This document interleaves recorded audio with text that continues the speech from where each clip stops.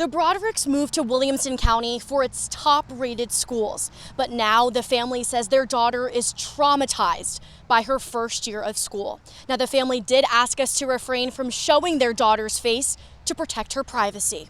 Sean and Erin Broderick say their daughter was excited to start kindergarten at Longview Elementary School.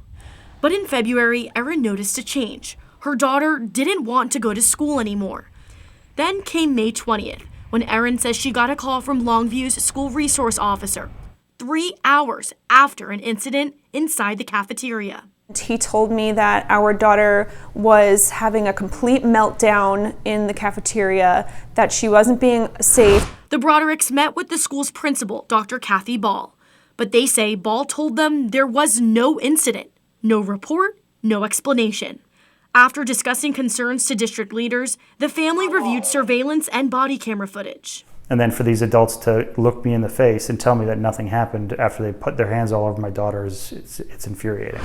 The Brodericks shared that video with Fox 17 News. They say it all started over a small disagreement between their daughter and a classmate involving a necklace.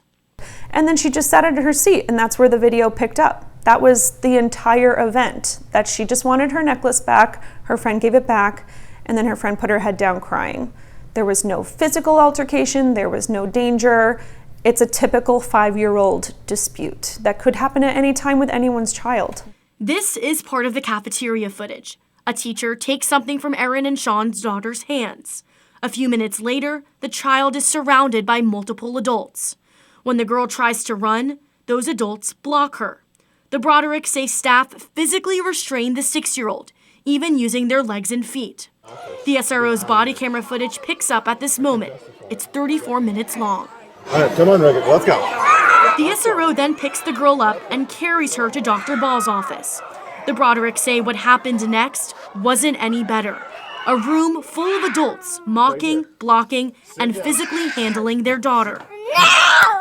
Boy, you better not mess up my yearbooks. At one point, a teacher takes off the girl's shoes and throws them. Another eats in front of her. You sure are acting like a little 2-year-old. Right now? You know, you're not using a very big brain to hit a police officer. Oh, stop right now. I have had it, little girl. Let me tell you what, you're not going to kick my wall. I've never felt more sick in my life. I felt physically ill. I've felt physically ill throughout this entire process. My entire body was shaking with rage and anger. The Brodericks believe staff escalated the situation instead of calming it down. When Erin and Sean stopped receiving answers from the district, they filed a lawsuit claiming negligence.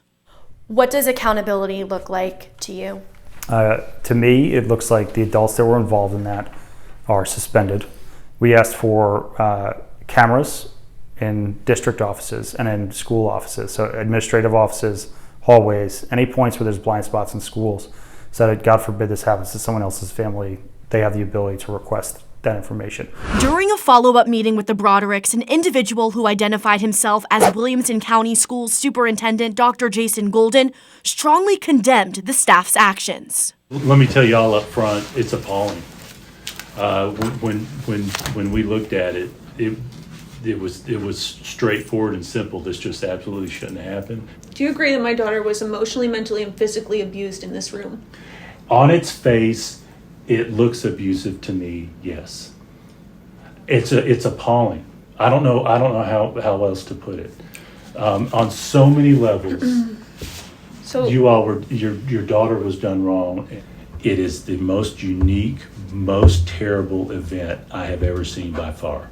I can't compare it to anything that I've seen in the 19 and a half years I've been here.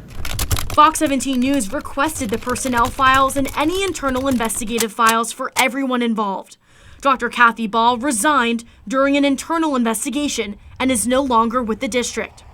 Records from the Tennessee State Board of Education show April Lee received a written reprimand, a demotion from assistant principal to a school counselor, and a transfer to another school in the district. Meanwhile, Sean and Erin say the incident affected their daughter tremendously.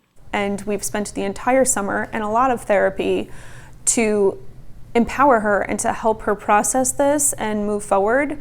But now she's confused as to who she does and does not have to listen to. The Broderick say they'll keep speaking out in hopes of preventing this from happening to another child. Do you kick your mom and dad? The State Board of Education says the district did not submit reports for other educators. Now, we did want to ask the district about its conduct of its employees on camera, but the district declined to comment, citing pending litigation. Reporting in Franklin, I'm Amanda Chin, Fox 17 News, your Code Red station.